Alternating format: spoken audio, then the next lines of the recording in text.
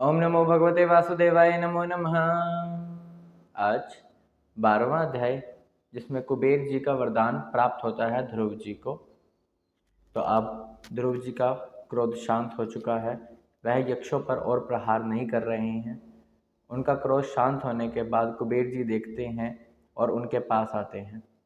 कुबेर जी को देखकर ध्रुव उन्हें प्रणाम करते हैं और कुबेर जी कहते हैं कि तुम अपने ब्रह्मा जी की बात सुन रहे थे और तुमने उनकी बात मानी, अपने क्रोध को शांत किया। यह जानकर मैं बड़ा ही प्रसन्न हुआ। ना तो तुमने यक्षों का वध किया है, ना ही यक्षों ने तुम्हारे भाई का वध किया है। यह तो केवल काल की गति है, और यह काल की गति जो सुनिश्चित की गई है, जो होना है वह तो होकर ही रहना है। तो इसमें ना तो कोई तुम्हारा दोष है, ना कोई यक्षों का दोष है। यह तो भगवान की माया है। यह जो मैं और तू है, यह तो मिथ्या है। शरीर को ही आत्मा मान लेना, यह तो मूर्खता है। तो यह तभी होता है जब हम शरीर को आत्मा मान लेते हैं। तुम भगवान के प्रिय भक्त हो। तुमने छोटी सी उम्र में भगवान की जो भक्ति प्राप्त की है, भगवान को जो तुमने प्रसन्न किया है, वह बड़ा ही प्रशंसनीय है। मैं भी तुमसे बहुत ही प्रसन्न हुआ हूँ जो तुमने अपने दादाजी की बात एक कहे पर ही मान ली है। और तुम यदि कोई वर की इच्छा रखते हो तो वह वर तुम मुझसे मांग सकते हो, जो भी तुम्हें मांगना हो। यह सुनकर ध्रुव जी कहते हैं कि मुझे वर के तौर पर इतना ही चाहिए कि जो श्री हरि हैं उनकी अखंड स्मृति मुझ में बनी रहे, जो संसार सागर से पार कराने के लिए बहुत है। जब हमें हर समय श्री हरि का चिंतन रहेगा, तब तब हमारे मन से दुखों का नाश होता रहेगा, और इन्हीं दुखों के नाश से इस संसार सागर को हम यूं ही पार कर जाएंगे। केवल उनके चरणों का ही स्मरण रहना चाहिए, इतना ही बहुत होता है। ऐसा कहकर ध्रुव जी वहाँ से चले जाते हैं और कुबेर जी अपने स्थान पर चले जाते हैं। अब ध्रुव जी इस पृथ्वी पर शासन करते हैं 36,000 वर्ष तक। जो उनकी प्रजा होती है वह उन्हें पिता के समान ही मानती है, और इस प्रकार शासन करते हुए जब 36,000 वर्ष पूरे हो जाते हैं, तब वह अपने पुत्र उत्कल को यह पूरा राज सिंहासन सौंप देते हैं, और यही मानते हैं कि जो यह पुत्र है, स्त्री है, जनाने महल है, विहार भूमि है, जो कुछ भी है, यह तो काल के गड्ढे में पड़े हुए हैं। तो वह सब त्याग कर बद्रिका आश्रम चले जाते हैं। यह हिमाचल प्रदेश में पड़ता है। बद्रिका आश्रम में जाकर वह अपने इंद्रियों को पहले विशुद्ध करते हैं। विशुद्ध यानी कि शांत करते हैं।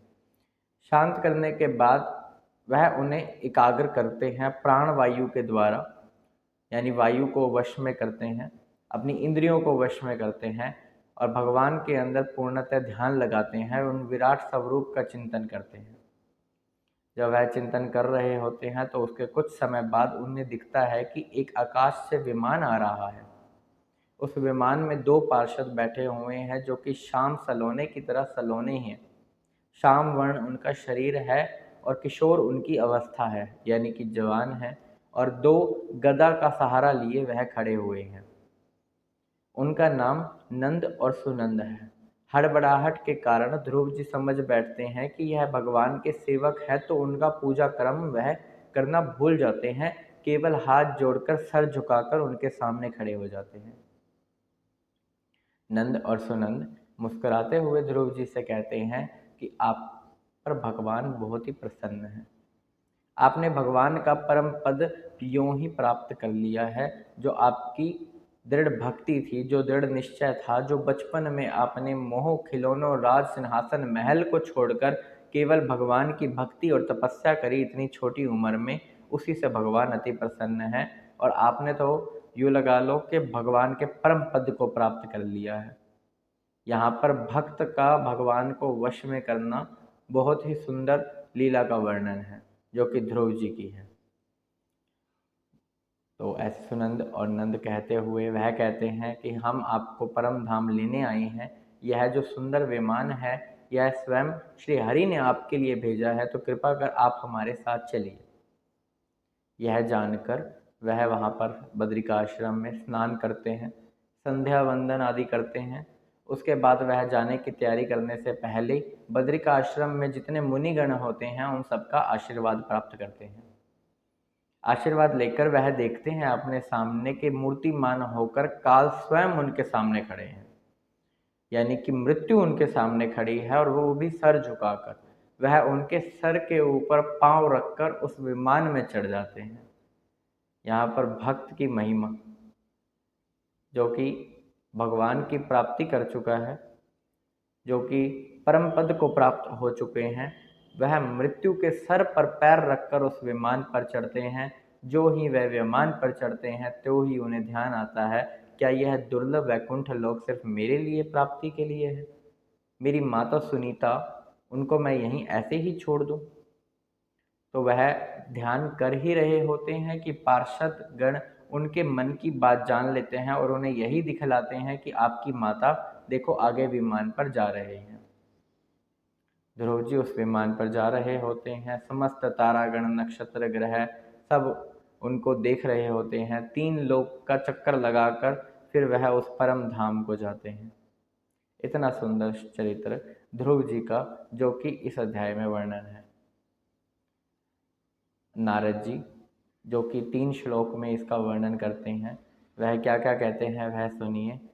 परम पद को प्राप्त सुनीति माता के पुत्र, जो कि बहुत ही पतिपरायणा है, उनके पुत्र ध्रुव जी, आपने छोटी सी अवस्था में कुछ ही समय में भगवान के परम पद को प्राप्त कर लिया। वह तो ऐसा पद है जो कि कईयों ऋषि मुनियों के लिए हजारों वर्षों तपस्या करने के बाद भी, कई जन्म लेने के बाद भी शायद संभव नहीं हो सके। लेकिन आपने बाल्यावस्था में जो माता के कटु वचन है वह सुनकर भगवान श्री हरि की तपस्या की, मोह माया खिलौने छोड़े और इससे श्री हरि बहुत प्रसन्न हुए। आपको परम पद की प्राप्ति उन्होंने ही कराई है और अब आप उनके परम धाम को जा रहे हैं।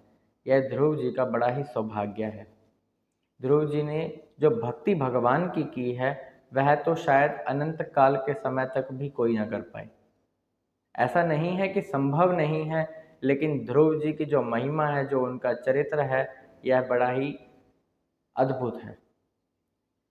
जो ये तपस्या उन्होंने की थी, जो उन्होंने एक छोटी सी उम्र में, बाल्यावस्था 5 वर्ष की उम्र क्या ही होती है, उसके अंदर भगवान का चिंतन अपने अंदर ले लिया था, वह बहुत ही बड़ी बात है जिनसे उन्हें भगवान की प्राप्ति हुई थी। अब मैत्रेय जी कहते हैं कि यह जो शुद्ध चरित्र था ध्रुव जी का, ये मैंने तुम्हें सुनाया विदुर जी। यह चरित्र बड़ा ही शुद्ध है और धन, यश और आयु की वृद्धि करने वाला है। जिसे धन चाहिए वो उसका धन बढ़ जाता है, यश चाहिए वो यश बढ़ जाता है, जिसको आयु में वृद्धि करनी हो, जिसको अपनी उम्र बढ़ानी हो, उसकी उम्र भी बढ़ जाती है। जिसकी जैसी कामना हो वह पूर्ण हो जाती है। यदि किसी को तेज की प्राप्ति चाहिए, तेज मिल जाता है। यदि मान सम्मान सब कुछ यह प्राप्त करवाने वाला है, क्योंकि इसमें भगवान जो श्री हरि हैं उनके चरणों के स्मरण की बात हो जाती है और जिनकी रीति प्रीति उनके साथ जुड़ जाती है तो वह संसार सागर से मुक्त हो जाते हैं। फिर संसार के खिलौने तो क्या ही हैं जो भगवान उन्हें नहीं दे सकते। भगवान तो उनको सब कुछ प्रदान करने को तैयार है। भगवान से जिस प्रकार जो कामना की जाती है वह श्री हरि उन्हें सब कुछ ही दे देते हैं। यहाँ पर भी यही देखा गया है कि ध्रुव जी ने हालांकि परम पद की प्राप्ति की है, परंतु शुरुआत में तो वह ऐसा लोक चाहते थे जो उनके दादा परदादा ने भी प्राप्त नहीं किया, परंतु भगवान ने उन्हें वह भी प्राप्त किया और अपना निज धाम भी प्राप्त किया, संसार की माया भी और अपना लोक भी, जो बड़ा ही दुर्लभ है। यह चरित्र बड़ा ही शुद्ध और सत्वमयी है।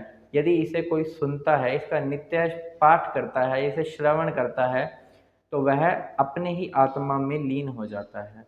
जैसा स्वभाव ध्रुव जी का था, शील, दीन, वत्सल, ब्राह्मण भक्त और सबकी रक्षा करने वाले, ऐसा स्वभाव ही भगवत भक्त कहलाता है। उस भगवत धाम को यानी वही व्यक्ति प्राप्त हो सकते हैं जो व्यक्ति बड़ा ही शुद्ध हृदय वाला हो, वह सबके लिए शुभ कर्म करता हो, सबके बारे में अच्छा सोचता हो, किसी का बुरा ना करता हो, वही भगवत धाम के योग्य है। श्री हरि की भक्ति करता हो। यहाँ तक कि यह भी कहा गया है इस अध्याय में कि जो व्यक्ति इसको सुनता है या सुनाता है, अमावस वाले दिन, रविवार के दिन, संक्रांति वाले दिन इत्यादि, इन दिनों यदि इस ध्रुव चरित्र का वर्णन किसी के सामने किया जाता है तो वह जो व्यक्ति है उसकी आत्मा बड़ी ही शील स्वभाव की हो जाती है। उस व्यक्ति के अंदर फिर द्वेष, क्रोध इत्यादि नहीं बसते। फिर वह हरि को भी प्राप्त हो सकता है, उसे स्वर्ग की प्राप्ति हो सकती है, उसे देव तत्व की भी प्राप्ति हो सकती है।